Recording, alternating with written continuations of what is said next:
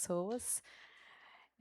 Eu vou me descrever, eu sou a Ana, eu trabalho aqui no SESC, na equipe de programação, e eu com a Cibele, nós estamos, né, aqui à frente da área de artes visuais. Eu sou uma pessoa baixa, tenho o cabelo na altura do orelho encaracolado, tenho a pele clara, estou vestida com um casaco azul marinho e uma saia clara com alguns pássaros. Eu sou daqui da cidade de Sorocaba e eu trabalho no SESC já há algum tempo, há 22 anos. O encontro dessa noite é uma celebração da conclusão de uma das etapas do projeto Frestas, Trienal de Artes e o início de outra. Foram 22 meses de dedicação para o desenvolvimento do projeto, que envolveu muitas pessoas. Curadoria, artistas, equipes do SESC, produção, educativo, equipe de iluminação, audiovisual, arquitetura, cenotecnia, montadores, acessibilidade, os conselheiros e muitas outras pessoas que contribuíram ao longo de todo esse processo. E como parte desse grande projeto, temos o programa público Sendarias, que iniciou em 2025, com os encontros com os pensadores que inspiraram os caminhos curatoriais, com Silvia Kuzikank, Tadeu Caigang e Joana Maria. Para dar sequência para dar sequência aos encontros, esta noite temos um diálogo com os participantes dos conselhos territorial e conexões, instâncias consultivas propostas pela equipe do SESC e pelas curadoras da quarta edição de Frestas, com o objetivo de colaborar na pesquisa e aprofundamento conceitual em suas diferentes relações a partir de pontos de interesse e temas de cada pessoa convidada. Hoje temos Daya Moura e Kátia Barelli, que compõem o Conselho Territorial. Tadeu Caigang, Sheila Souza, Gislana Vale e Joana Maria, que compõem o Conselho Conexões. E mediação de Naine Terena, doutora em Educação pela PUC São Paulo, mestra em Arte pela UNB, curadora e artista educadora, tendo realizado circuitos de arte no Brasil e no exterior. Atualmente é pesquisadora na Universidade Federal de Mato Grosso e também uma das curadoras dessa edição de Frestas. Temos a interpretação em Libras de Arline Marchetti e Ellen Araújo. E com grande saudade e admiração, homenageamos o Ademir Barros dos Santos, que fez parte do Conselho Territorial e, com muita generosidade, compartilhou sua sabedoria para a construção da quarta edição de Frestas. Convidamos todos para participar da abertura de Frestas, que acontece nesse final de semana, e acompanhar a programação dos Sendarias ao longo da exposição. Agora passo a palavra à Naine. Oi, boa noite, pessoal. É um prazer que vocês estejam aqui, né, nessa atividade que eu acho que encerra esse ciclo e começa outro, né? É um ciclo de conversas com pessoas que fizeram parte das nossas propostas. E quando a gente fala de conselho, né, eu dizia ali na outra conversa que a gente teve com os jornalistas, é que conselho a gente busca com pessoas que a gente tem algum tipo de afinidade, admiração, e tem a certeza que elas podem colaborar, né, com as nossas trajetórias. Então, essas pessoas que estão aqui, elas, sobretudo, são pessoas que nos inspiram, mas que também a gente entende que aqui no nosso pátio tem uma função fundamental do aconselhamento para as questões que a gente foi trazendo durante esse processo. É um processo de 2 anos de construção desse evento, o que torna ele muito denso, mas muito potente, muito forte. Então, vou agradecer a presença das pessoas que estão aqui, vou agradecer a presença de Ademir. Ele não está fisicamente, mas em todo o processo ele esteve e está com a gente, né?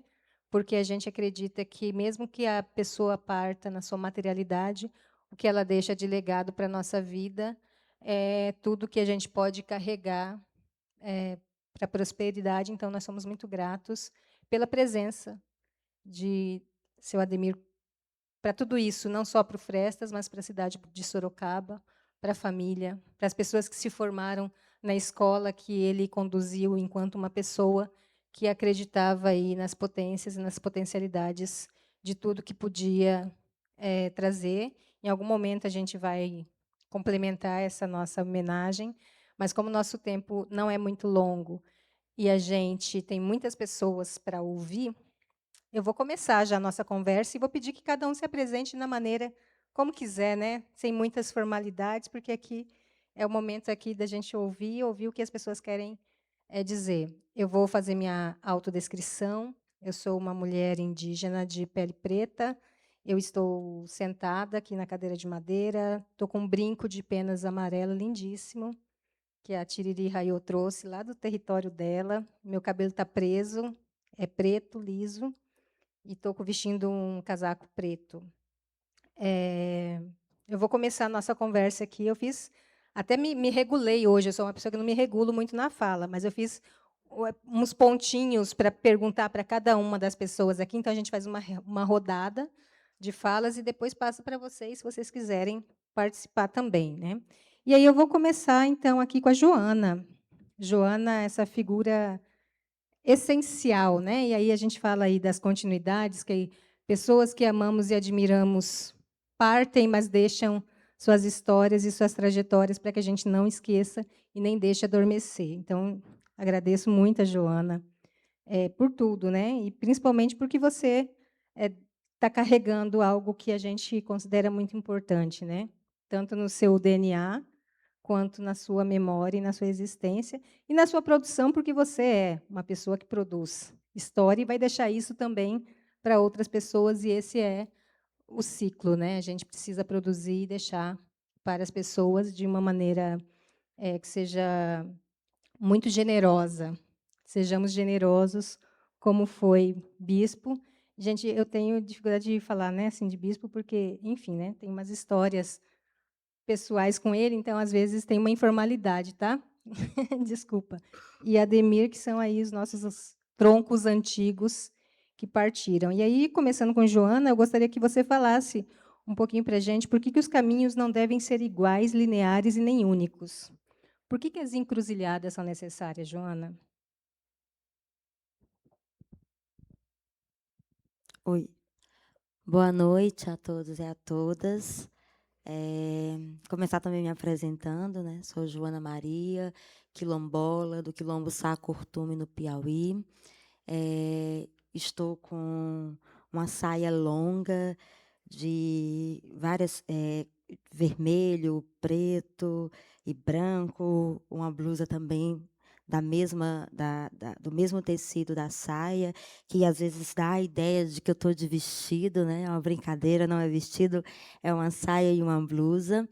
Meus cabelos são cacheados na altura do ombro, com luzes. Estou usando um batom meio roxo, uns brincos da cor dourada, um pouco também na altura do ombro. E um fato curioso é que esse tecido da roupa que eu estou usando hoje é um tecido africano e foi o meu pai que me deu de presente. Eu já tinha um tempo com esse tecido guardado, muito tempo mesmo, acho que mais de 3 anos. E agora eu decidi fazer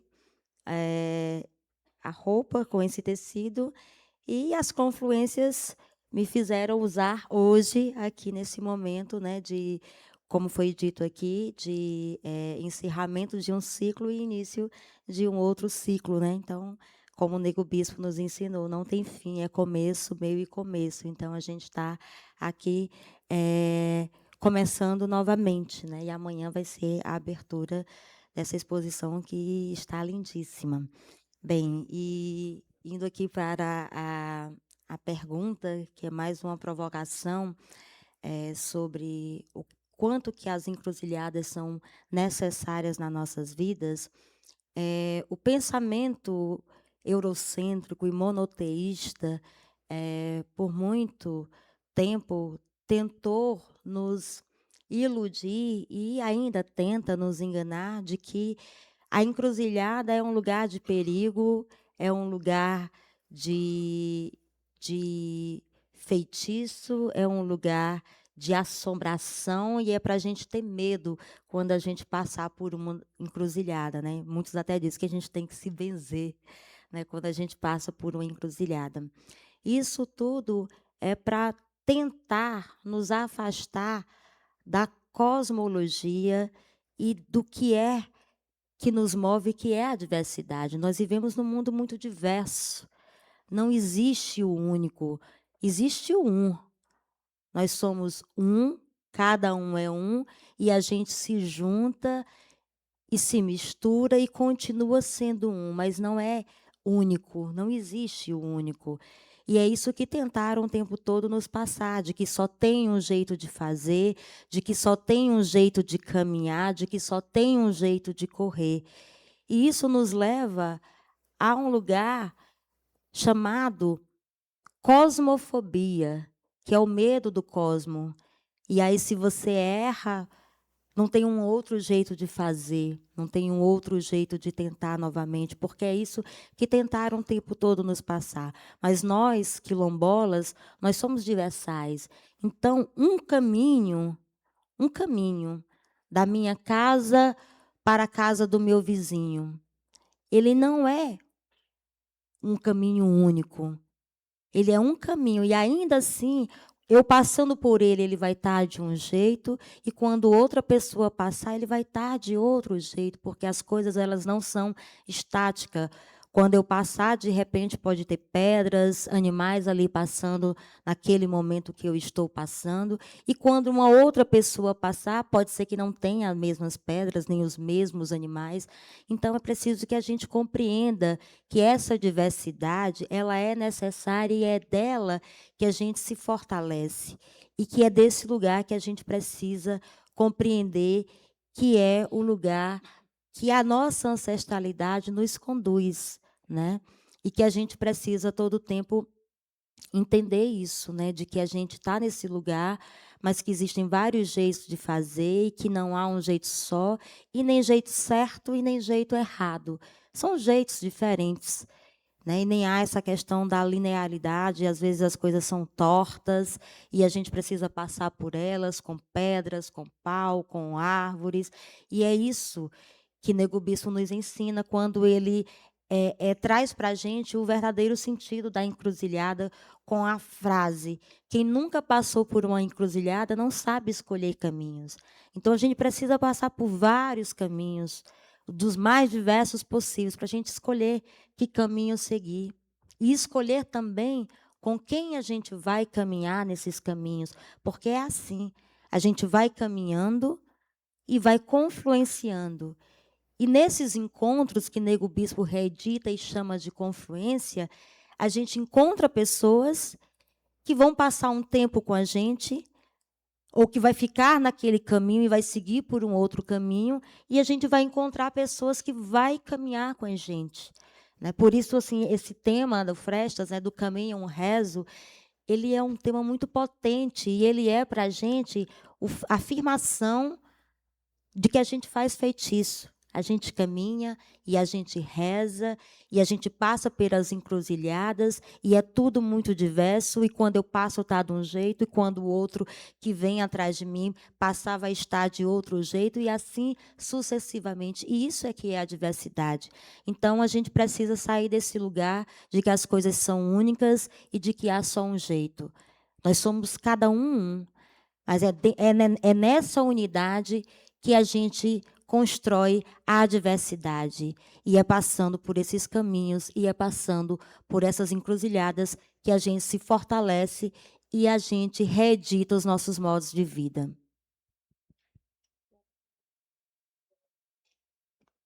Obrigada. Eu acho que eu vou fazer, então, uma conexão ali com Tadeu e Sheila, do Coletivo Coquir. Para quem não sabe, Tadeu já esteve aqui no Sendarias, né? Porque ele é uma das pessoas que nos inspira o Caminho Rezo, e Sheila é artista, é professora também. E eu acho que tem muitas conexões aí das falas, né? De ambos. Eu já mandei, óbvio, para vocês, mas vou repetir, né? A minha provocação, que é a partir do que vocês construíram com a gente aqui. O que seria, Sheila e Tadeu, esse sopro insurgente que morde o silêncio e transforma a arte em território de insubmissão em tempos de frestas? Boa noite a todas as pessoas. Também vou começar me apresentando. Eu sou uma pessoa de pele morena clara, tenho o cabelo encaracolado, Estou vestindo uma roupa preta, da mesma estampa do meu companheiro Tadeu, que é uma estampa de um desenho caigangue, feita na associação onde nós trabalhamos, Associação Indigenista de Maringá. A minha história se mistura muito com a história dessa associação, que foi criada pela minha mãe há 26 anos, em Maringá, Paraná, que é onde a gente mora. Sou professora no curso de artes visuais, sou parte do coletivo Coquir, junto com o Tadeu, e Coquir significa fome na língua caigangue. Sou mãe, sou artista visual e também sou da diretoria da associação, lá, a Cindy de Maringá. Essa provocação, né, de Naine, ser sopro insurgente que morde o silêncio e transforma a arte em território de insubmissão, é um pedacinho de uma fala, né, de Tadeu, pensada para esse momento, né, pensada para o Frestas. E essa frase, ela remete ao início das ações do coletivo Coquir, em 2016, quando a gente colocou em tensão 2 espaços em um lugar específico ou não específico, né? Um espaço tradicionalmente etnográfico, que é o Museu Paranaense, em Curitiba, e uma galeria de arte contemporânea, também em Curitiba, chamada Farol Arte e Ação. A gente fez uma exposição lá, simultânea, com abertura simultânea nos 2 espaços, justamente para tentar tensionar essa relação de onde é o lugar da arte indígena. É num museu etnográfico? É numa galeria de arte? Né? Porque, geralmente, as pessoas associam as artes indígenas a espaços etnográficos, ao passado, a algo que já não está vivo. E com essa exposição simultânea nesses 2 espaços, a gente buscou justamente trazer essa reflexão, né, de qual seria esse lugar. Então, a gente morde o silêncio e a invisibilidade imposta pelo pensamento colonial em relação às artes indígenas, com essa provocação, transformando, assim, o sistema das artes em um território de insubmissão. 10 anos depois, hoje, em 2026, a gente está muito feliz, né, de ver esse caminho rezo se abrir em um largo caminho riso, trilhando em frestas e grandes aberturas novos horizontes. E aí passo a palavra para o meu companheiro Tadeu para complementar, né, esse questionamento. Boa noite a todos. Peço licença aos encantados, aos parentes, e eu e Sheila fazemos parte do coletivo Coquir, e na etnia caigangue, a organização social, ela vem da dualidade. Eu e a minha companheira, a gente faz dessa forma, né, essa conexão dessa dualidade. E o coletivo Coquir, né, ele tem essa relação da cocriação, de trabalhar com os parentes indígenas da mesma etnia e até abrir para outros grupos, né, como a gente tem feito, justamente para entender, né, que o coletivo Coquir, ele vem desse caminho. O caminho, a gente entende, né, que é uma construção de um aprendizado, que a gente não tem, né, o perímetro definido. A gente vai aprendendo, descobrindo. E nessa participação aqui no Fresta, o que chama muito a atenção foi essa conexão entre pensamentos, né? Que na outra fala eu mencionei que são as relações de fazer os nós, né? E esses nós, às vezes, eles podem ser fortes e às vezes eles podem ser frouxos, né? No caso de ter uma certa flexibilidade. E esses caminhos, eles vão entrelaçando. Eu acho muito forte, né, essa fala do cruzamento que a Joana trouxe, que o cruzamento ele traz uma conexão de um encontro. E e o caminho, a gente entende que esse processo nos ensina que a gente faz as edições, né? A gente conhece e desses caminhos que a gente pode editar ele em forma de pensamento, eu vou chegar em tal percurso e vou parar, vou puxar um fôlego, ou mesmo num processo criativo de uma pintura, ou de uma escultura, ou de uma instalação, que seja, a gente segue esse processo, né, de um caminho. E essa construção desse cruzamento são os momentos de decisões, de negociações, para onde eu vou, qual o caminho seguir, se eu devo parar agora. Que no processo de criativo, o caminho, estou usando a metáfora do caminho para trazer a ideia da relação do processo de criação, que o caminho, ele, enquanto entidade, ele acompanha, ele responde, ele conversa com a gente. E quando a gente está caminhando agora, dizendo caminho mesmo, um trajeto, um trecho, esse caminho também conversa com a gente. Porque são as coisas que a própria Joana trouxe, das experiências que cada um encontra nessa experiência. É um bicho que passou, é um carro, é alguma coisa, e que na minha experiência, que vou passar pelo mesmo percurso, eu vou encontrar outras relações.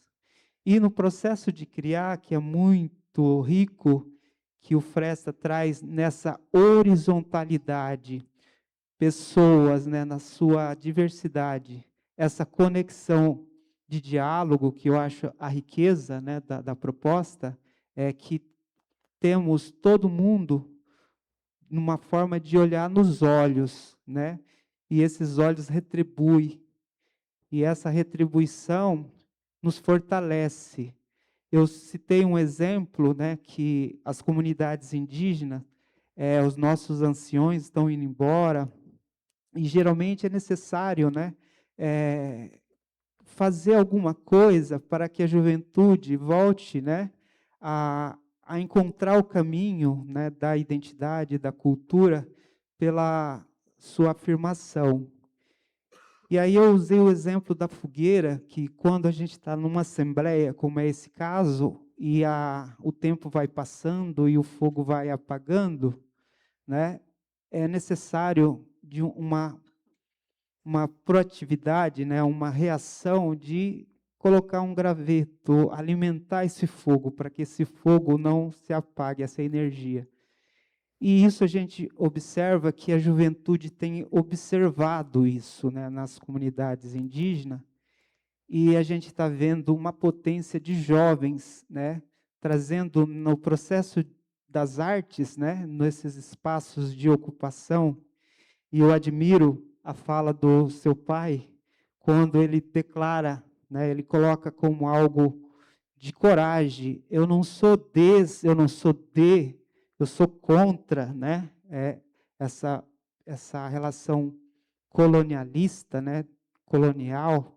Então a gente deve se posicionar mesmo nesse caminho, nessas tomadas de decisão na nossa vida. E a juventude, ela vem fazendo isso, principalmente a indígena, que ela percebe que esses espaços de ocupação dos territórios são esses que devem ser ocupados, em vez do cercamento que sempre fizeram com a gente. Os indígenas têm que ficar lá na mata, na reserva, né, no cerco, num confinamento simbólico. Hoje o indígena está na cidade, ele está na universidade, ele está em qualquer lugar que ele queira estar. Então esse é o caminho das nossas escolhas. E o rezo, ele acontece de uma maneira que ele tem que ser verdadeiro, de compromisso. O rezo, ele acontece no coletivo, porque quando a gente está no caminho, usando a metáfora, né, do caminho, é como se o nosso sangue estivesse circulando no nosso corpo, né, e conectando com todas as partes do nosso organismo, né, nosso corpo. E o caminho, ele faz isso também. A gente está nessa veia, nessa veia que é o caminho. E a gente precisa conectar, né? E o Fresta tem apresentado essa possibilidade de pensar uma metodologia para dialogar com uma metodologia que há muito tempo foi sedimentada. A arte é assim, a estética é desse modo, o formato, né, as classificações, a forma e a sua utilidade. Ou até chegar ao ponto de se tornar algo que é mercadoria. A gente sabe que a arte é provocação, é mudança, é limpar, né, desembaçar as nossas vistas para poder enxergar esses caminhos, que são muitos, são múltiplos. E é por isso que eu vejo a potencialidade, né, desse projeto, o Fresta, e eu vejo que ele vem amarradinho, né, desde o começo, né, da primeira edição, e ela vem se desenhando, né, de uma maneira que o caminho fique, como o próprio Peabiru sinaliza, que é de uma grama amassada, um caminho que ele não vai se perder mais, né? A gente vai sempre encontrar essa trilha, a trilha de uma percepção e de um olhar sensível. Então, acho que é isso que essa insurgência, né, e essa provocação traz, e um pouco dessa contribuição que eu e Sheila, né, nessa reflexão sobre o caminho rezo, em que a mobilidade traz a cura, porque a gente não pode ficar parado. Se ficamos parados, a gente adoece.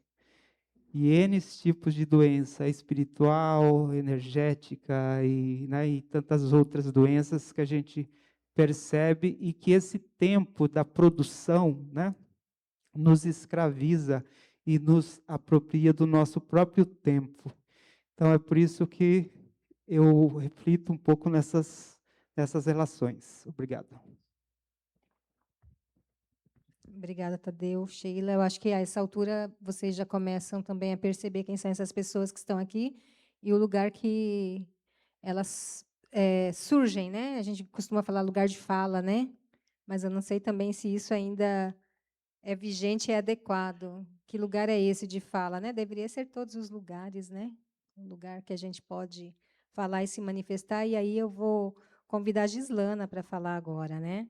Porque a gente vai também compreendendo como é que esses conselhos são duros, viu, gente? Vocês não achem que foi fácil ser aconselhado por eles, porque a gente, obviamente, não consegue alcançar nem incorporar tudo que nos foi apresentado nesse momento, mas isso eu entendo que é uma trajetória de muito tempo e é para a vida, né? A gente vai ter que ter muito tempo para mastigar isso, para dormir, para sonhar, para visualizar e para ter possibilidade de isso não ser algo só do Frestas, mas que possa ser algo que expanda a nossa consciência. Então, eu vou convidar a Gislana para falar e eu vou pedir para a Gislana falar a partir de uma provocação que ela sempre faz, que é uma coisa muito forte, desde o primeiro momento que eu estive com a Gislana, ficou muito latente, né? E aí a Gislana desdobra isso também nas escritas e em toda a produção que ela faz e nela, né? Na existência dela, que não é pouca a existência da Gislana, viu, gente? Ela tem algumas camadas e essa aqui é a que eu trouxe, que é pensar o acesso e a acessibilidade como lugar de ocupação das nossas diversidades e diferenças humanas. Estar nesses espaços como direito, não como favor ou como concessão da normatividade compulsória das pessoas ou das instituições. Quem somos nós? Nós somos Corpus Def, estamos nas artes e na cultura, produzimos a cultura Def, cultura do acesso. É isso, Gislana? É isso. E, gente, eu tô com frio, tá? Vou dizer a verdade, que eu sou uma mulher sertaneja, nascida no Ceará, e eu estou falando fora do microfone primeiro, porque esse é um lugar para quem tem a deficiência visual, como eu, que sou uma mulher cega, se localizar, porque a caixa de som, ela produz um som num outro lugar que às vezes a gente fica olhando para ela. Então, agora que eu já me localizei, agora eu vou dizer boa noite e vocês vão falar para eu achar vocês. Boa noite. Muito bom. Eu sou essa Gislana aí, pouco também, né? Sou uma mulher negra, de pele não retinta, sou uma mulher cis, sou uma mulher sertaneja, nascida no Ceará, Também sou uma mulher migrante, porque moro no Sudeste, sou aluna da Universidade Federal Fluminense, né?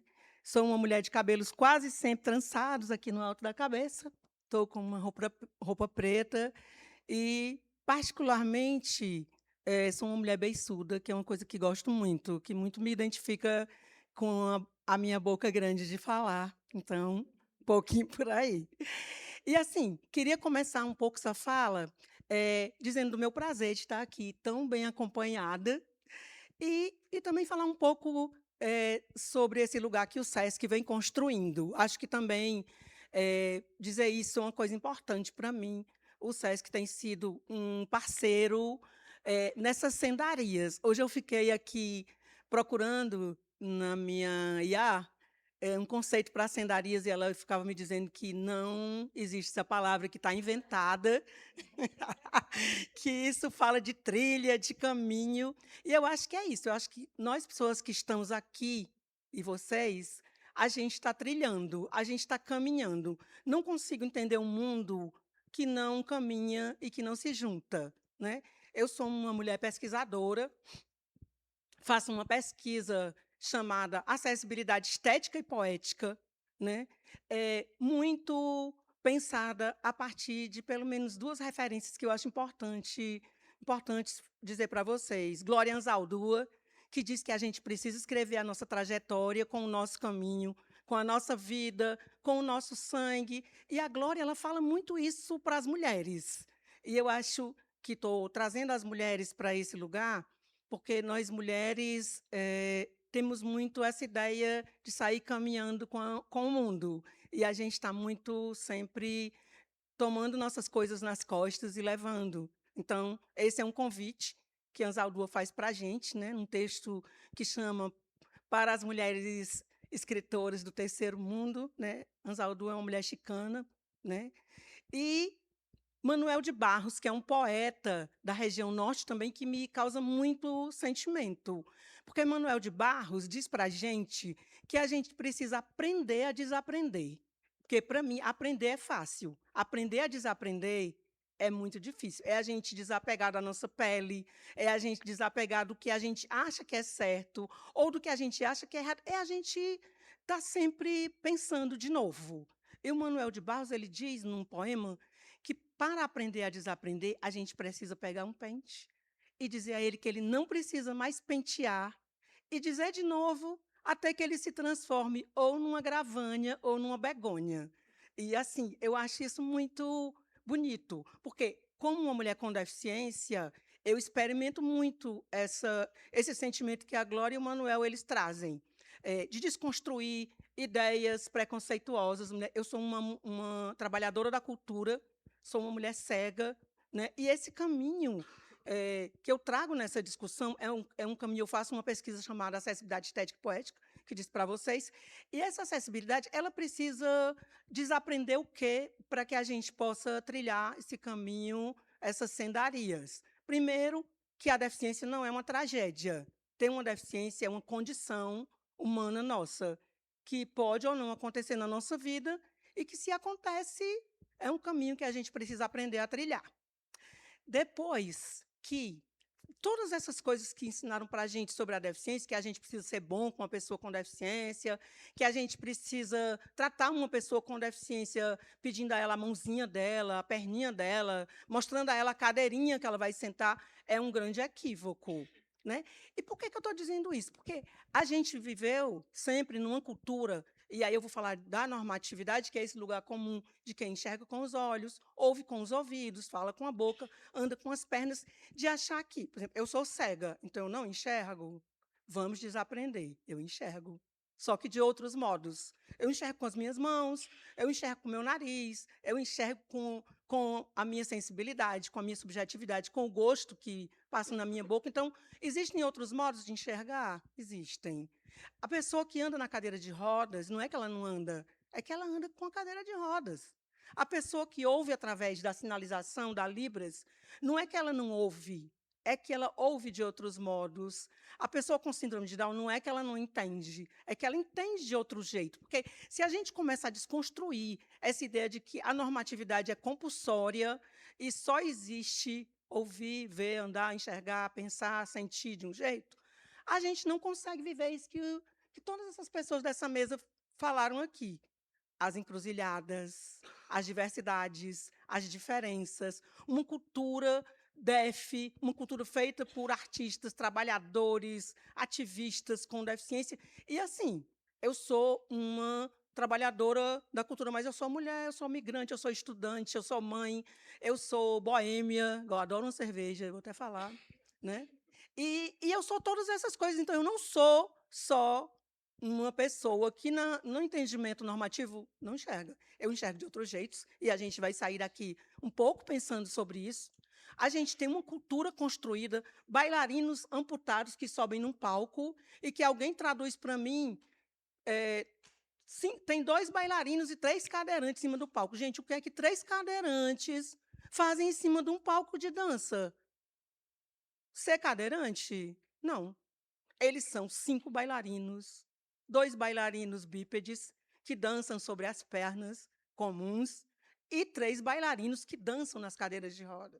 Que é esse lugar que a gente convida de escrever de novo com nossos corpos e de viver de novo com o desaprender do pente. Porque senão a gente fica sempre olhando como se a gente estivesse dando um jeito para essas pessoas, que sou eu, para essas pessoas que são as pessoas com síndrome de Down. Vocês não precisam dar jeito para a gente, quem não tem a deficiência. A gente precisa entender que a acessibilidade é um lugar de convivência, de confluência, né? Que Nego Bispo fala dessa confluência, que é um lugar de participação, que é um lugar de encontro. Então, a acessibilidade não pode mais ser entendida como uma acessibilidade para quem é cego, para quem é surdo, para quem é Down, para quem é DF físico. Acessibilidade é um lugar para quem quiser, precisar, desejar. Né? Então, esse é o convite que eu acho que Frestas, o SESC, a gente aqui reunidos, todas essas pessoas, a gente traz. E me orgulho muito de ter participado desse conselho, né? De ter conhecido mais as pessoas que eu conheci, e hoje ter saído passeando por essa Sorocaba, porque sou uma mulher que precisa entender a cidade para entender o povo. Então, hoje eu fui no Jardim Botânico e eu me machuquei lá, né? Estou aqui com o punho machucado, porque o Jardim Botânico não tem uma acessibilidade, nem para mim, nem para qualquer pessoa. Eu subi uma escada e eu me desequilibrei, porque estou com mobilidade reduzida e quase eu me espatifo lá embaixo. Então, assim, pensando Frestas, pensando o SESC, pensando a Sorocaba, a gente precisa pensar o direito à cidade, uma cidade mais justa, um espaço coletivo para todo mundo ir lá no domingo, lá naquele lugar lindo, e fazer a oficina de planta curativa, e fazer a oficina de aprender como se acha a encruzilhada ali, os pássaros, a vida, a natureza, porque ser gente não é maior nem menor, é parte disso tudo, que é o Frestas, que a gente vai conhecer. É isso. Obrigada e boa noite.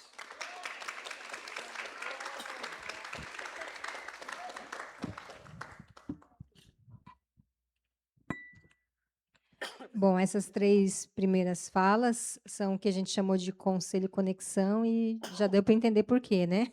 Quais as conexões aqui foram desenhadas, e aí a gente vai passar para o lado de lá, ali para a Kátia, que a Kátia e a Daia são do território, né? Mas eu vou passar para a Kátia e, por último, para a Daia. Já perguntando para a Kátia também, você viveu Frestas desde a sua primeira idade, né? Vamos dizer assim. E eu queria que você contasse um pouquinho, porque primeiro ela vive enquanto público, depois ela vive enquanto fazedora de cultura, né? E deve ser perspectivas que se atravessam, né? Conta para a gente um pouquinho mais aí. Boa noite. Como é que a gente fala agora, né? Assim, estou aqui. Boa noite, é uma alegria estar aqui hoje. Me chamo Kátia Pensa Barelli. Sou uma mulher branca, de cabelos escuros, uso óculos e estou de vestido preto hoje. E hoje eu sou assumo aqui a função de gerente adjunta aqui da unidade do Sesc Sorocaba, mas, como a Naine falou, na verdade, eu vivi o terra rasgada, tá, gente? Como aos 11, 12 anos, e eu acho que contar um pouco para vocês, né? No Conselho do Território, eu acho que as questões mais bacanas foi trocar sobre o que é esse grande território que a gente vive, como transformá-lo e ressignificá-lo também, né? Eu sou daqui de Sorocaba, estou no Sesc há 18 anos, e quando entrei no Sesc, não tinha essa unidade ainda, gente, essa unidade tem 12 anos, 13 anos de funcionamento, e o Sesc Sorocaba tinha uma atuação na cidade, espaços da cidade, espaços públicos, privados, e enquanto a obra era construída, os funcionários do Sesc faziam ações, enfim, nas mais diversas áreas pela cidade. E quando esse espaço se encerra, quando esse espaço abre, na verdade, né, quando essas ações externas se encerram, a gente tem essa unidade linda para ocupar, que a gente tem o maior orgulho, né, e o desejo de manter ainda um diálogo com a cidade. E pensando, né, o que fazer, né, que projeto é esse? E aí eu estou falando aqui, gente, em nome do Sesc, então tem muita gente que participou disso. E essa lembrança que veio do Terra Rasgada, que foi um projeto que ocorreu aqui na cidade nos anos 90, e muito marcante. Era um projeto de artes visuais e só de artistas da cidade, né? Ocorreu por 3 anos, 97, 98, 99. E essa lembrança de como isso foi importante no momento de muita efervescência da cidade. Quem é daqui, né, tem um pouquinho mais de idade, vai se lembrar. E de como isso formou também uma geração de artistas, né, de produtores culturais. E, inspirados pela ideia do Terra Rasgada, então, um desejo, um grande sonho de fazer a gente falava um projeto de grande envergadura no Sesc Sorocaba, um projeto que pudesse dialogar com a cidade, mas receber gente do Brasil todo, quem sabe do mundo todo, né? Pensávamos nós lá há 11, 12 anos atrás. E então fizemos um projeto, né, esse grande projeto que é a Trienal de Artes, e Frestas vem uma referência aí ao nome, a essa terra rasgada, é o significado de Sorocaba. Sorocaba, né, do Tupi-Guarani, é terra rasgada, ou lugar da rasgadura, e por onde surgem as frestas. Então, foi uma ressignificação, né, desse projeto lá atrás, dos anos 90, mas totalmente reconfigurado, porque, né, tínhamos uma unidade e um desejo enorme aí de pensar um projeto que fizesse sentido, né, não só na cidade, mas principalmente, né, que fizesse sentido um espaço onde não fosse somente palco, acho que essa é a grande questão, né, mas que a cidade pudesse ser também, de alguma forma, protagonista, né? Então, a gente pensava muito nisso. E algo que pudesse, talvez, no futuro, né, não muito distante, referenciar a própria ideia de Sorocaba, quando, né, as curadoras nessa edição, Luciara, diz Sorocaba é terra de frestas. Acho que tem esse... é muito bonito pensar dessa forma. Também é terra de frestas, né? Enfim, e acho que tem esse desenho. E eu queria dizer também, gente, como eu estou aqui em nome do Sesc, quando fui convidada, né, para o Conselho do Território, a gente ficou muito feliz, porque existia esse desejo, já desde a primeira trienal, de ter uma pesquisa sobre a produção dessa cidade, né? E a gente sabe que isso não é fácil, os curadores são convidados, vêm de outras localidades, mas que esse trio de curadoras, Naine, Luciara e Khadija, levaram isso super a sério e propuseram um Conselho do Território. Então, assim, queremos conhecer esse território. E acho que isso foi muito generoso, porque abriu uma fresta enorme, né? Acho que assim foi sugerimos e indicamos e houve leitura de portfólio de inúmeros artistas, projetos e as curadoras darem conta dessa pesquisa dentro de toda uma pesquisa individual de cada uma, de um projeto curatorial construído, acho que foi um desafio enorme e, enfim, feito aí com muita beleza, né, por esse trio. E aí, acho que é fundamental falar, né, como eu estou aqui em nome do Sesc, de dizer que existe muita gente nessa instituição que trabalha, né, na Trienal, então queria aqui, especialmente em nome, não sei se está aqui, da Nilva, do Mário, tá, Aninha, Cibele, que é essa equipe mais do pensamento, que trata, né, dessa coordenação geral do projeto, mais dos 208 funcionários dessa unidade e de todo mundo que já passou por aqui em outras edições. Falar aí do nome da Cláudia de Figueiredo, que foi gerente dessa unidade, e do Danilo Santos de Miranda, que foi o diretor, né, regional do SESC São Paulo, que ouviu essa maluquice de fazer um projeto desse tamanho em Sorocaba e disse, vamos lá, bora lá. Acho que isso é, para quem trabalha com projetos, trabalha com cultura, sabe o que significa, né? Ter o aceite de um projeto que se propõe, né? E ainda hoje, inédito, né? Que eu acho que essa é uma grande novidade, e de convite a equipes, a cada edição, equipes que se juntam para fazer um projeto acontecer, que não eram equipes já formadas, então é um desafio enorme. É isso. E sei que seu Ademir já foi citado, mas não dá para falar do Conselho do Território sem lembrar da presença de seu Ademir, que esteve conosco, está conosco, e teve um papel fundamental para a memória da negritude de Sorocaba, para a formação das novas gerações, e para um pensamento e para uma ação muito importante para se pensar a justiça racial aqui nessa cidade. Então, lembrar de seu Ademir também, acho que é muito importante. Obrigada. Obrigada. Obrigada, Kátia.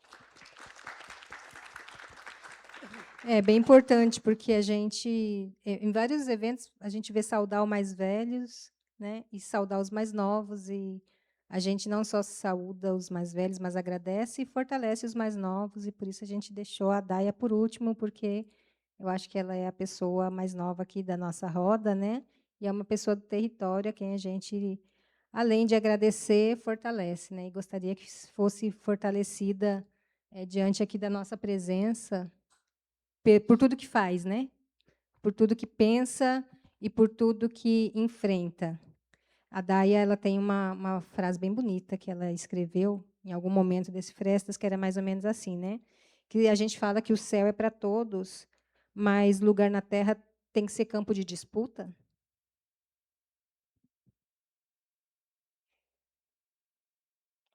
Agô. Peço meu agô, minha licença.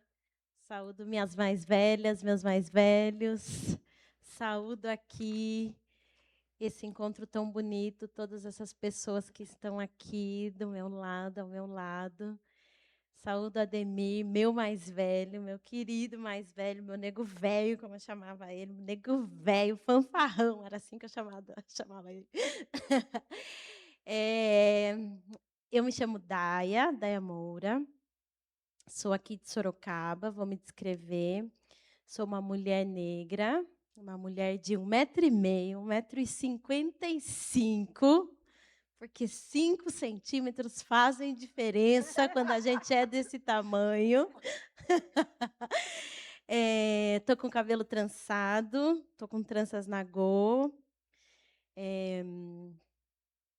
Tenho a pele preta, estou com alguns adornos dourados, brincos dourados, uma pulseirinha mexicana, que eu fui recentemente para o México e também recebi as proteções de lá. Um vestido verde e um lenço verde também, com motivos africanos.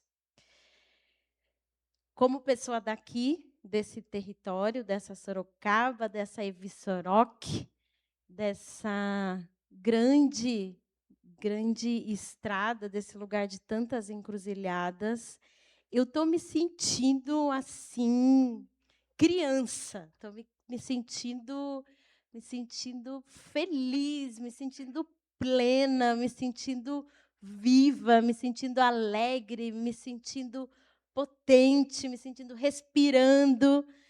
E estou sentindo também todas essas presenças. Estou trêmula, estou com meu coração acelerado, estou suando e, ao mesmo tempo, estou com frio também, como a Gislana. E é tão emocionante estar aqui, é tão emocionante e é tão bonito ouvi-las e senti-las.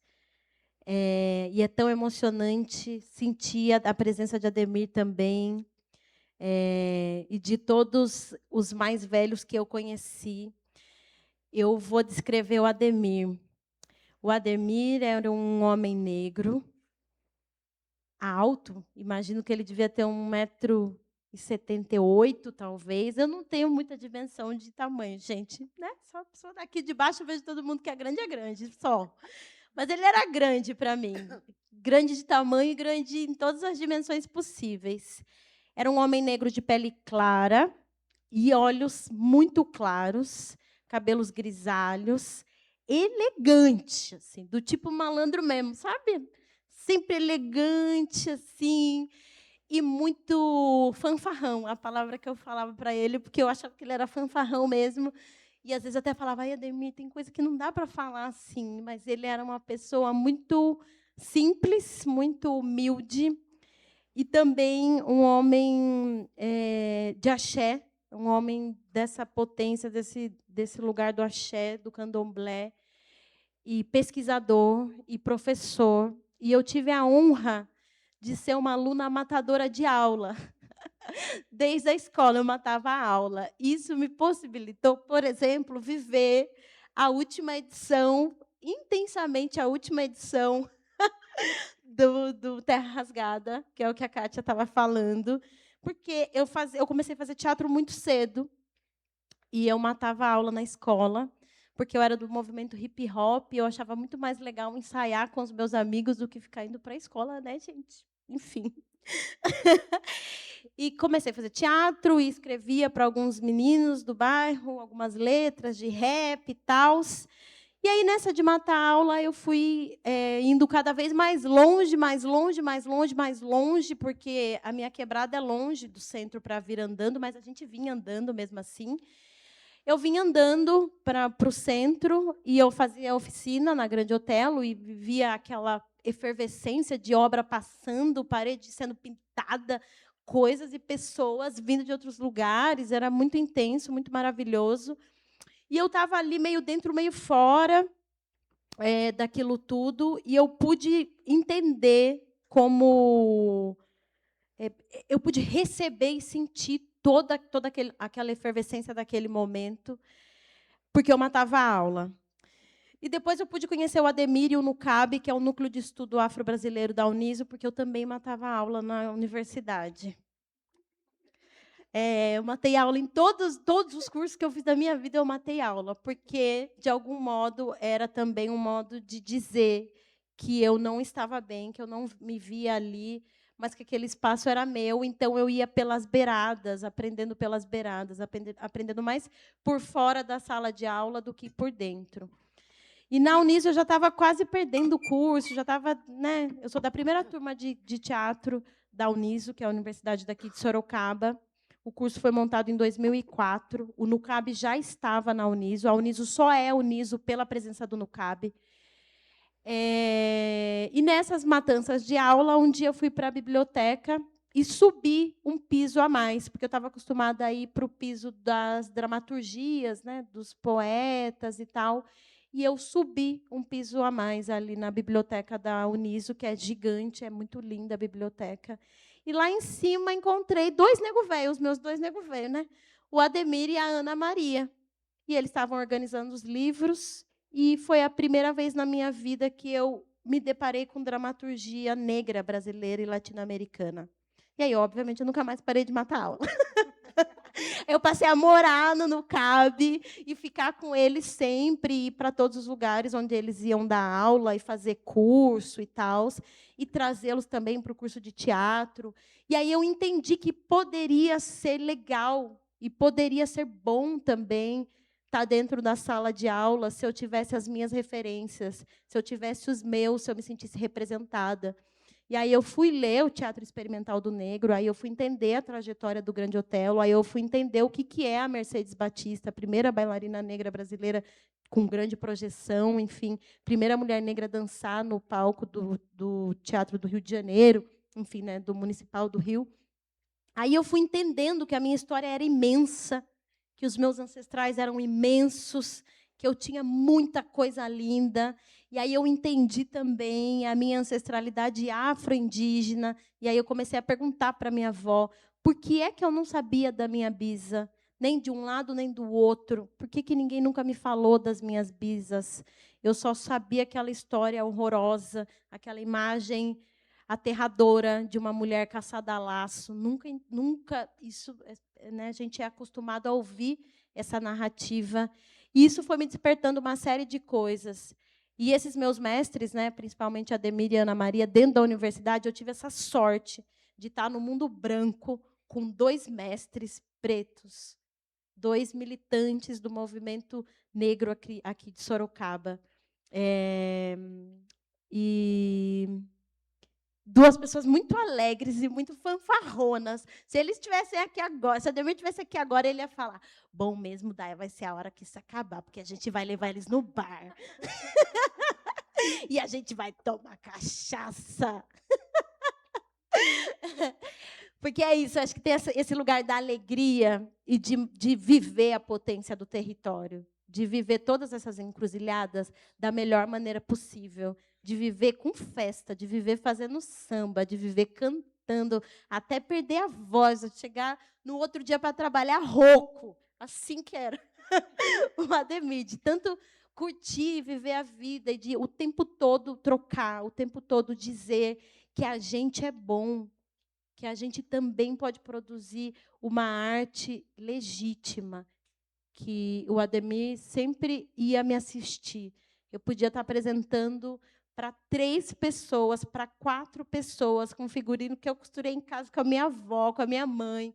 Ele ia me assistir, eles sempre foram me assistir e ficavam dizendo: isso é muito legal, não, isso é muito interessante. E eu pensando: nossa, isso nem é tão legal, né? Esse texto é bem ruim que eu fiz. Isso aqui não está colando, não está funcionando. E eles não tem que publicar isso aí, Daia, tem que publicar.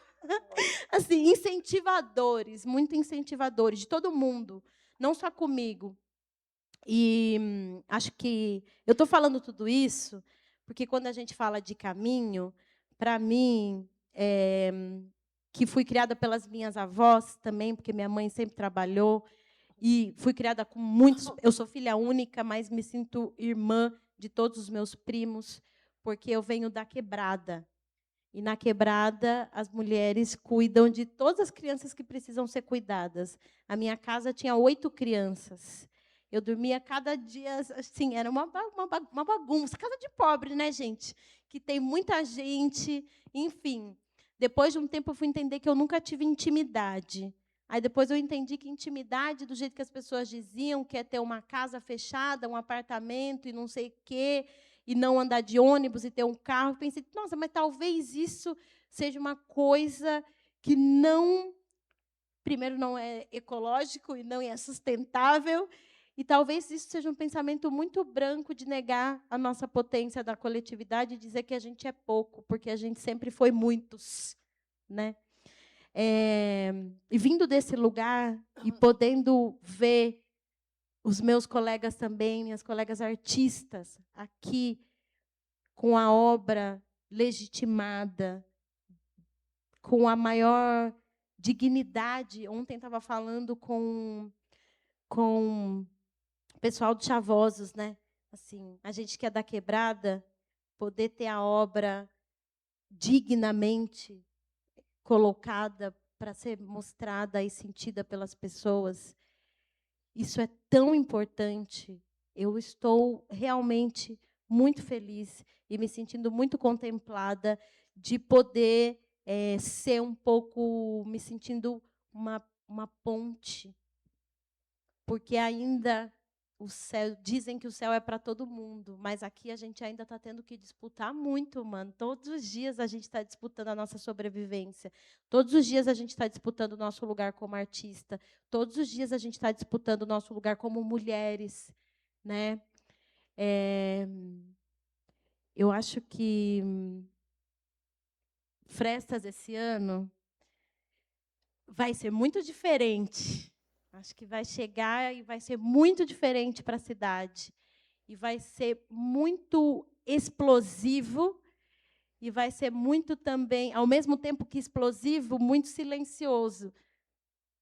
Porque eu acho que a gente também está sentindo esses caminhos internos. Acho que a gente está num momento de pensar com muita maturidade e com muita força mesmo esse posicionamento que a gente vem fazendo e que a Tislana falou, né, do SESC ter sido parceiro e está sendo parceiro para a gente aqui também, porque eu olho para as pessoas que estão trabalhando aqui e eu lembro dessas pessoas fora do SESC. Eu sei que essas pessoas também estão no corre e também estão fazendo o máximo para que a arte, a cultura local, a arte, a cultura das mulheres, como a gente discutiu no Mulheria, né, no ano passado, tenha visibilidade e seja vista no lugar de obra de arte, né?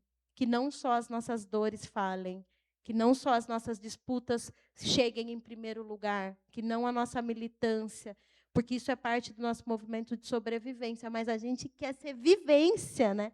A gente quer poder sentir essa alegria que eu estou sentindo aqui, nesse momento.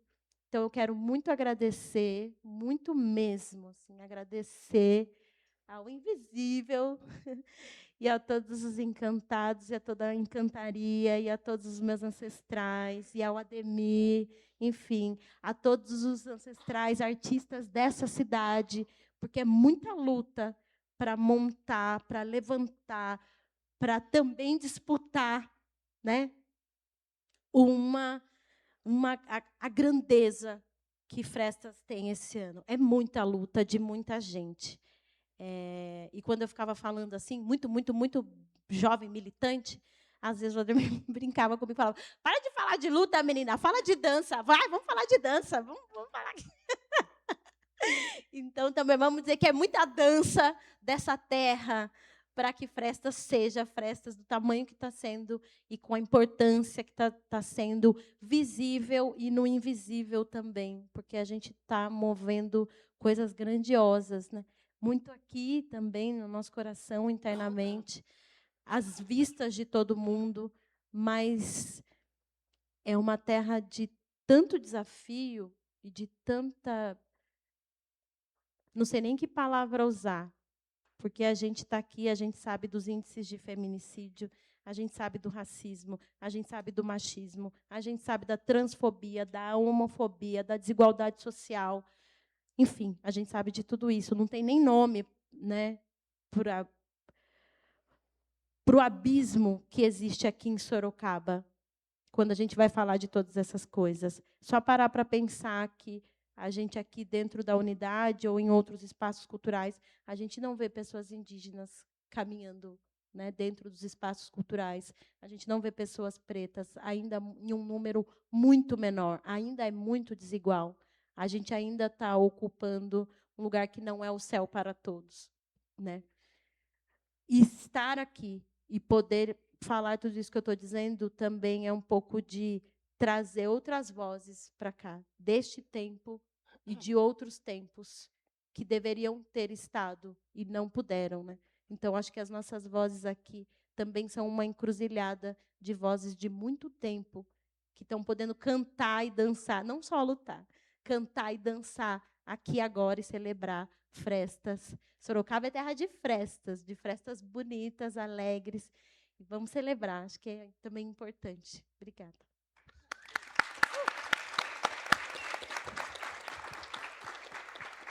A gente falou tanto do seu Ademir, né? E eu não sei nem se tem algum familiar dele aqui, mas se tiver, a gente agradece e dá um tchau aqui para a gente saber também, né? E eu lembrei a história de Nego, do seu Danilo e do seu Ademir, mas são muitas coisas, né? E aí tem que contar, narrar, levantar, encenar. Não vai dar tempo, mas eu vou contar do seu Ademir numa reunião que a gente teve. Eu falo do seu Ademir, né? Aí eu falando do seu Ademir, não sei o quê, ele fanfarrão, ele falou: vamos parar tudo. É nosso, Ademir.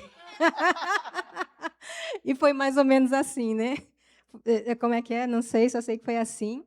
E aí a Day termina falando, né, que a gente tem que cantar e dançar. A gente ensaiou na nossa cabeça, né, Day, que a gente ia fazer um canto, né? A gente imaginou que ia cantar, mas vocês vão cantar junto, acho que é um agradecimento aí a Ademir e a todos, né, que partiram. E ela disse que é uma música que vocês que são de Sorocaba sabem, então vocês têm que cantar, viu, pessoal aí de cima. Vai, Day, puxa aí.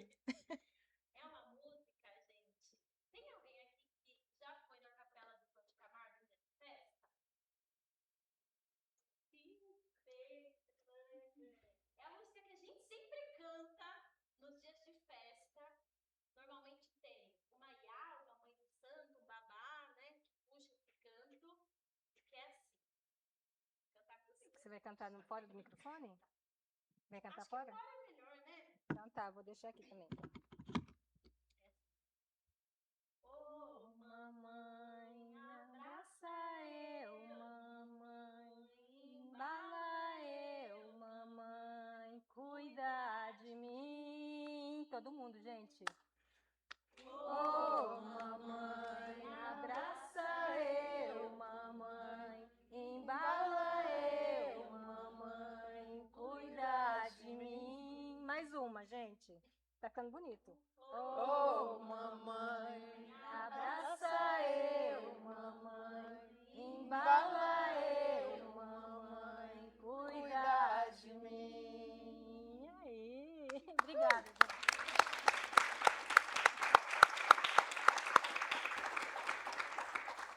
21h23, a gente tem tempo ou não tem tempo?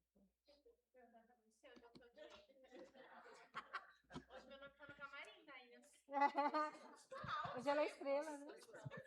Temos tempo para 2 perguntas, dependendo do tempo, às vezes 3. Depende aí. Pronto, 2 perguntas. Aqui, na frente. Boa noite, eu sou Fernanda. Eu queria agradecer muito vocês pela memória que vocês acordaram da nossa cidade, assim. Escrevi umas coisinhas e aí eu vou perguntar, tá? Sorocaba merece ser olhada com afeto, com alegria e com potência artística e reflexiva, que guarda em sua história a possibilidade de pensar o presente de um lugar regenerador, capaz de produzir outros sentidos, capazes de curar a nós e todos os seres que habitam essa terra. Eu acho que a minha pergunta é para a Daia, né? Como podemos redesenhar nossos espaços públicos, né? Pensando artisticamente, né? Para que eles deixem de ser apenas locais de passagem e se tornem lugares de encontros, caminhos, lugares de encontro. Dá para fazer as 3 juntas? Tem mais alguém querendo falar? Opa. Por enquanto, não. Então, Acho que seguimos.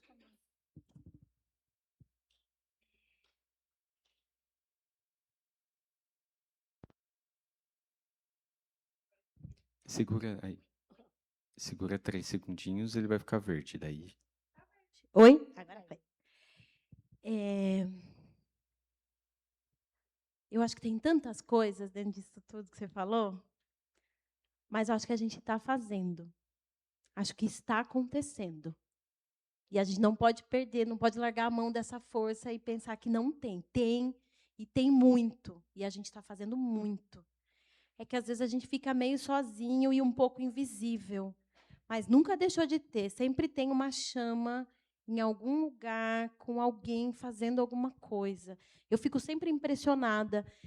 Eu não citei, né? Eu sou pesquisadora, eu sou doutora em educação, e durante 10 anos, depois eu entendi, eu fiquei 10 anos estudando na UFSCar, e eu estava um pouco interessada em ouvir a trajetória das artistas negras daqui de Sorocaba, da região. Aí depois fui para São Paulo, fui para Portugal, fui para Bahia, fui para o México, para ouvir como é que as mulheres negras conseguem se sustentar na arte. Porque é impressionante, é muito impressionante, né? São mulheres que estão movendo o mundo inteiro, e aí, de repente, você vai, ela faz uma peça de teatro belíssima, e ela escreveu, ela dirigiu, ela atuou, enfim. E aí, não tem resposta para uma pergunta como essa, né, Fer? Assim, eu acho que está acontecendo, e eu acho que a gente tem pistas, e todas as pistas como foi dito aqui, acho que o Tadeu frisou bem isso, todas as pistas estão no coletivo. E os coletivos, como o coletivo de Maracatu, por exemplo, é sempre belíssimo quando o maracatu está na rua, quando o maracatu ocupa algum lugar e faz os tambores vibrarem, né? É muito bonito e é muito forte. Vou dizer de novo, está movendo aqui, visivelmente, no presente, mas também está movendo no passado e no invisível. Eu acho que esses movimentos eles estão todos em tensão e numa encruzilhada muito efervescente. Está acontecendo. Eu tenho dito isso. A gente não pode desanimar e pensar que não está. Está. E aí o coletivo é a pista para estar mais, talvez, né? Eu sinto muitos movimentos acontecendo na universidade, por exemplo, nas escolas. Eu estava super nervosa outro dia pensando, eu preciso apagar os grupos do WhatsApp. Meu Deus do céu, eu estou em 19 grupos de WhatsApp. E tem uns grupos, eu acho que tem, eu pelo menos, eu acho que eu estou em uns 6 grupos que tem muita gente artista, muitos professores, e um indicando o outro, e fazendo evento, e chamando gente, e enviando projeto, e pedindo ajuda. Enfim, eu acho que tem muitas coisas acontecendo, e acontecendo com força. Assim, eu estou muito esperançando e esperançosa em tudo que a gente tem feito. Eu estou confiando muito no trabalho das pessoas, ainda que seja uma pessoa em um lugar fazendo, uma professora que está lá 3 vezes no ano montando evento e levando artistas da cidade. Essa professora está tocando, no mínimo, 30 alunos, que amanhã vão fazer 30 outros eventos. Acho que também o tempo das coisas não é o tempo que a gente gostaria que fosse, mas a gente está semeando para que, nos próximos tempos, esse plural de coisas no espaço público esteja um pouco mais fortalecido. Talvez seja isso. Microfone aberto. Mais alguém? Tá aqui.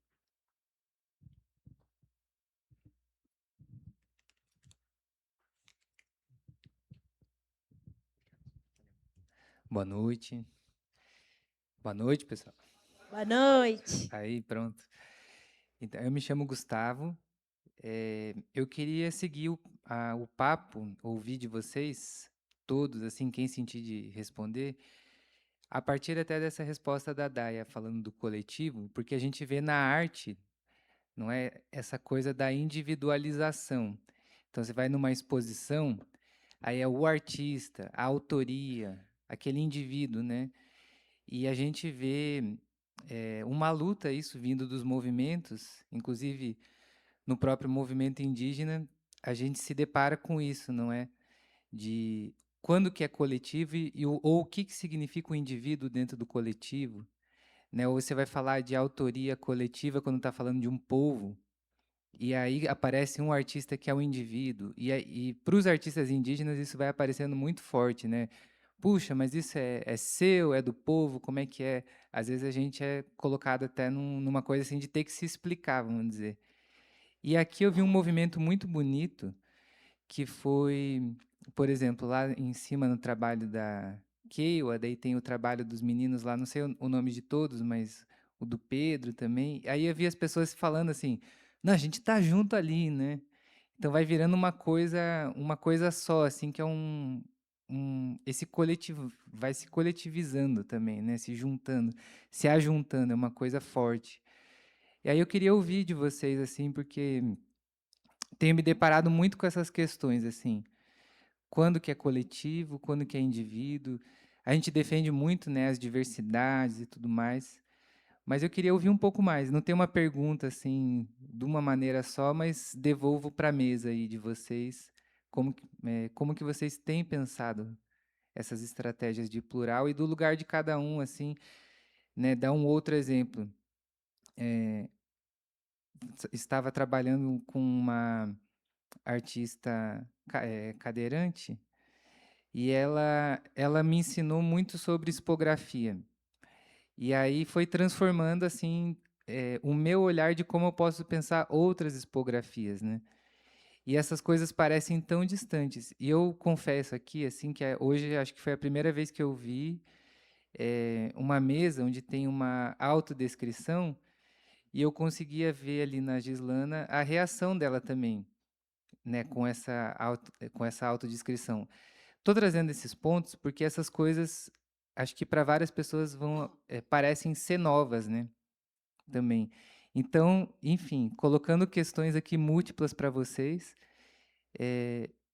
e entender como a gente juntando essas várias partes, porque é bonito de ver a mesa que está colocada aqui, que juntou várias partes que a gente entende que são coisas que a gente quer, se identifica, quer que tenha mais representatividade, né?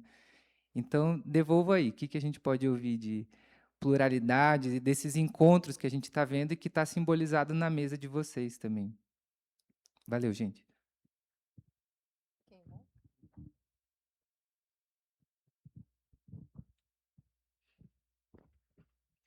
Bom, essa pergunta ela é muito potente, no sentido da gente entender, né, o espaço do artista de ateliê, né, do seu ambiente da individualidade ali, e o artista no espaço de coletivo. Para nós, indígena, né, eu acredito assim, falando no plural, no sentido até da responsabilidade que a gente carrega.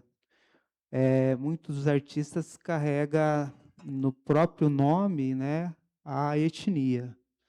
E isso não fica solto, porque essa expressão ou essa performance que o indígena traz, ele traz uma conexão tanto de uma ancestralidade e até mesmo de uma conexão física, né, com o próprio coletivo, que a gente chama de cocriação, né?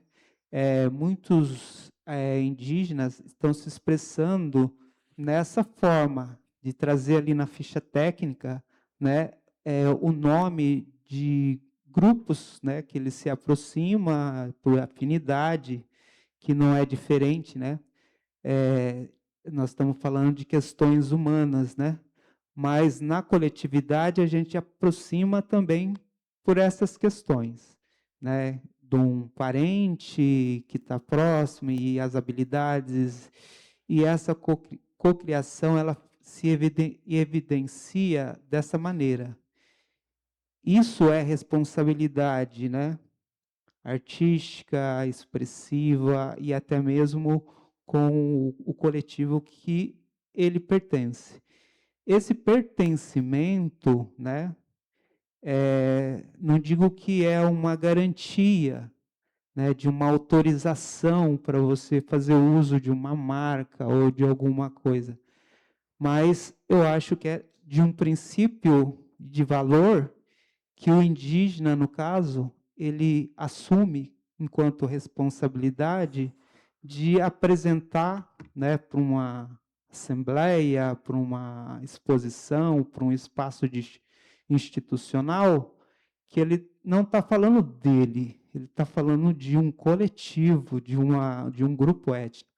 Então, eu vejo esse movimento do indígena nesses espaços de ocupação, né, de um espaço, né, de um modelo colonial, dele apresentar essa extensão de um povo, né, que representa ali na obra, mas ele está trazendo toda uma conexão de um povo.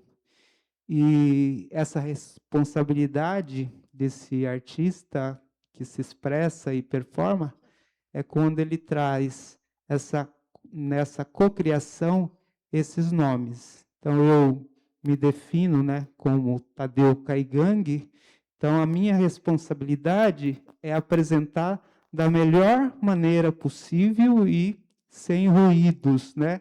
Então, por isso que exige a pesquisa, exige a escuta e a aproximação desse grupo que me reconhece e deste grupo que eu pertenço, fazer valer, né, esse lugar onde eu vou apresentar o trabalho. Isso eu vejo em grupos da cultura afro, também acontece dessa maneira, por isso que os coletivos têm agido dessa maneira. Acho que tem muitos parentes indígenas aí que também, não sei, acho que deve pensar por esse caminho. E até compartilhando hoje da fala da colega, né, que a gente estava pensando nisso, né?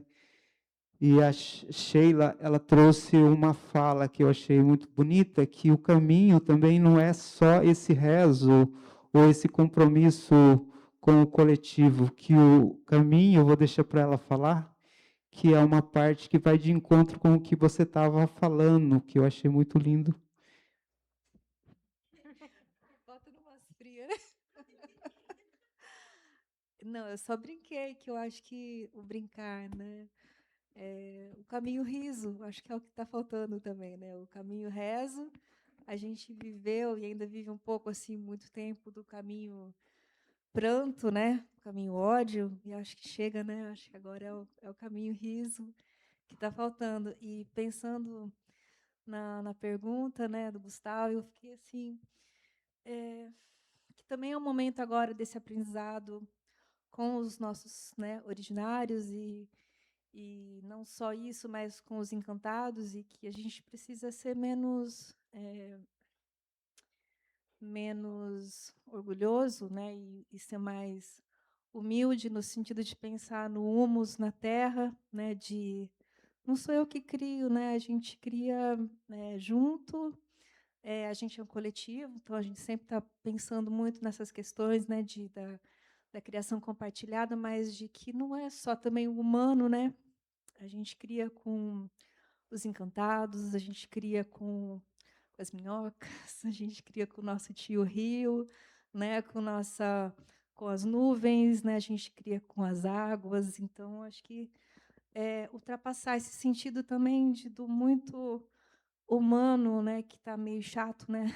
E a gente precisa ser mais misturado com outras coisas e essas coisas e ser natureza, né? Se entender como não como uma parte, mas com a identidade, né? Quando a gente fala em criação, quem cria, né? Que identidade é essa que está criando ou que entidade é essa que está criando, né? E que não sou só eu, que não sou só eu e Tadeu, que não sou só eu, Tadeu e o povo caigangue, ou o povo indígena que eu ainda não sei qual é o meu, que estou buscando, que não sei se é nessa vida que eu vou descobrir, né?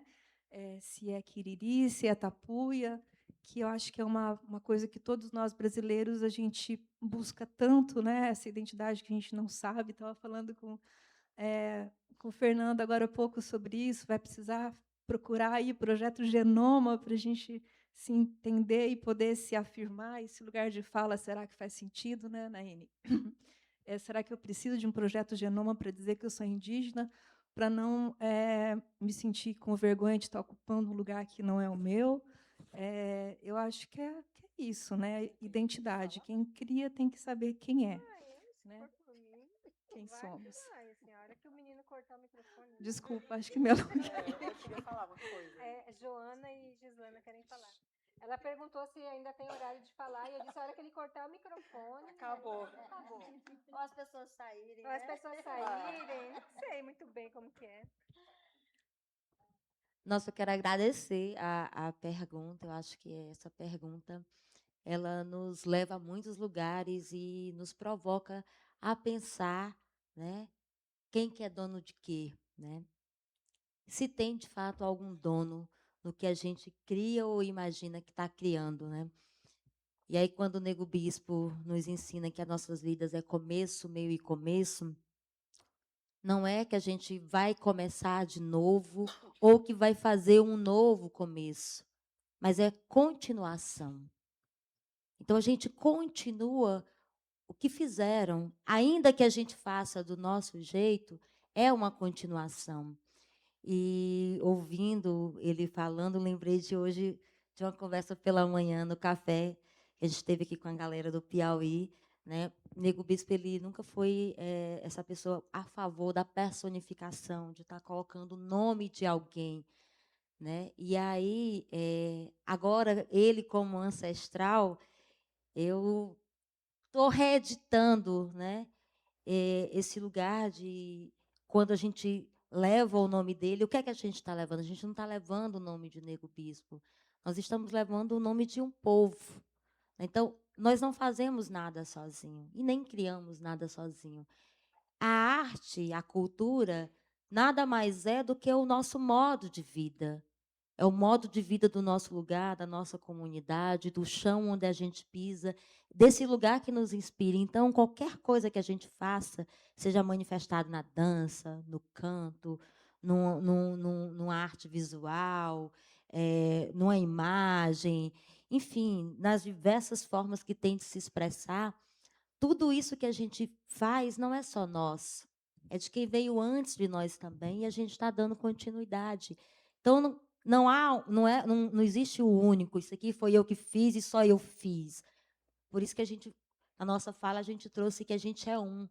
E dessa unidade vem a diversidade. Então, é isso que a gente precisa começar a questionar nesse lugar também, né, da arte, da cultura, de que nós não somos donos do que a gente está aqui fazendo nesse momento.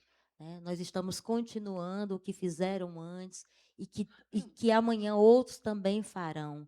E é essa a diferença. E quando a gente traz um nome, a gente não está trazendo um nome, a gente está trazendo uma história de um povo.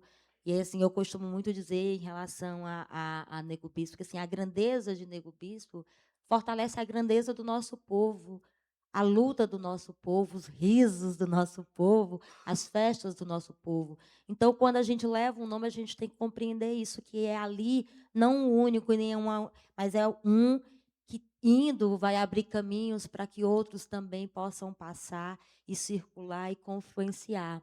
Mas a gente precisa compreender que ninguém é dono de nada e que a gente nunca vai criar algo novo. A gente vai estar sempre continuando do lugar onde a gente vive, do chão que a gente pisa, da água que a gente bebe, das matas por onde a gente confluencia. Então, assim, te agradecer muito por isso. Eu acho que está na hora também da arte começar a se reeditar e a repensar também quem está assinando, quem está fazendo o quê, né? E que a gente está somente continuando. Né? O que a gente faz hoje é continuar o que fizeram. Por isso, começo, meio e começo, nas artes também. Ai, gente, é muito pensar. E acho que falar dessa condição é um lugar hegemônico, né? Um lugar. A gente vai construindo espaços que parecem ser só para um lugar, só para um tipo de corpo, para um tipo de pessoa. Isso, para mim, é o individual. E, para mim, esse lugar ele está muito presente na vida das pessoas com deficiência por uma palavra que as pessoas repetem todos os dias para mim, nos escritos, na vida, no avião, no ônibus, que é inclusão. Acho que a gente precisa sair daqui pensando nessa coisa de dizer o pente para não mais pentear e virar outra coisa, quando a gente pensa que eu existo. Alguém pode me dizer aqui que eu não existo? Quer dizer, alguém pode me autorizar a existir sentada nesse lugar? Alguém pode dizer aos povos originários que a terra não é deles? Que estavam aqui primeiro? Alguém pode dizer, por exemplo, como eu ouvi outro dia numa rádio nacional, agora a gente vai trazer o povo negro para o trabalho. Nós chegamos aqui trabalhando. Como assim? Alguém vai ensinar a gente a trabalhar? Trabalhar de carteira assinada é esse o trabalho? Dizer que a terra precisa alguém autorizar o povo que já estava aqui, que mora nessa terra, que viveu nela sempre, dizer eu que tenho que autorizar, ou alguém vai autorizar que a terra é deles, e dizer para mim que eu só posso existir se alguém fizer um projeto para me incluir, e que eu só posso ir no teatro num dia marcado, só com cegos, e que o surdo só pode ir no dia do surdo. E aí eu fico fazendo essa provocação para vocês, dessa ideia de individual e de coletivo contra-hegemônico, né? Que não é o que a gente está sempre pensando que está fazendo para os outros, mas o dia só da mulher branca, o dia só do preto homem, o dia só da criança rica, o dia... Como é assim? É assim que a gente, pessoa com deficiência, tem sido tratado, e é desse lugar que a gente fala de cultura DEF, que não é para e não é sobre, é com. A gente quer ir no dia de todo mundo, e se eu quero rir, eu acho isso lindo que você está dizendo, Eu quero ir no dia do riso e eu quero rir com todo mundo. Eu quero ter esse direito de cega, alguém contar uma coisa, alguém fazer uma pirueta num palco, eu poder rir junto com todo mundo. Isso é contra-hegemônico. Isso é transformar individual em coletivo. E esse é o desafio desse Frestas, é o desafio desse SESC, e é o nosso desafio coletivamente, como público, como artista, como trabalhador da cultura. Essa é a ideia, eu acho, mais inovadora, é transformar o individual e o coletivo para além do nosso discurso, mas com práticas que pensem assim, tem outros modos de existir no mundo e todo mundo tem esse direito à cultura, um pouquinho por aí.